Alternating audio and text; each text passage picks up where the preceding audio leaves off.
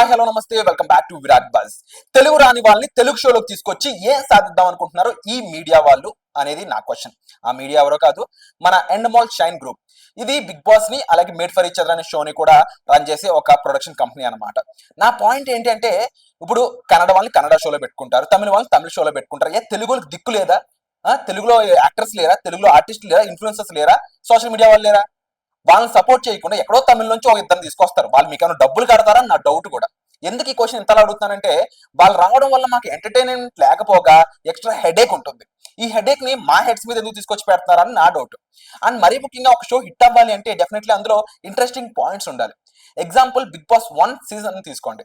అందులో ఏం జరిగింది? ఒక ముమ్మద్ ఖాన్ తప్ప నాకు తెలిసి మిగిలిన అంతా కూడా తెలుగు బ్యాచ్. సో దానివల్ల ఎంటర్టైన్మెంట్ చాలా జెన్యున్ గా కుదిరింది అనమాట. వాళ్ళ మధ్య గొడవలు అయి ఉండొచ్చు, ఎంటర్టైన్మెంట్ అయి ఉండొచ్చు. ఇక ఇదే విషయం ఈ సీజన్ 1 లో కూడా జరిగితే బాగుండు అనిపించింది. ముఖ్యంగా అది ఎపిసోడ్ 2 లోనే కనిపించడం నాకు చాలా సర్ప్రైజింగ్ అనిపించింది. ఆ పాయింట్ ఏంటంటే, ఇద్దరు తమిళ జంటలు ఉన్నారు.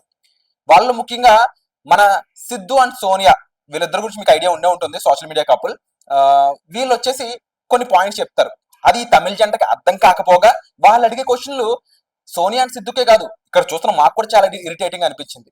సో నాకు నిజంగానే జెన్యున్ గా అనిపించిన పాయింట్ ఏంటంటే, తెలుగు రాని వాళ్ళని తెలుగు షోలోకి తీసుకొచ్చి ఎందుకు ఇబ్బంది పెడుతున్నారు అని చెప్పేసి.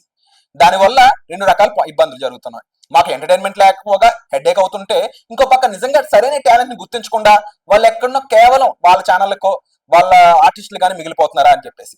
సో ఈ పాయింట్ గురించి మీరేమంటారు? కామెంట్ చేయండి.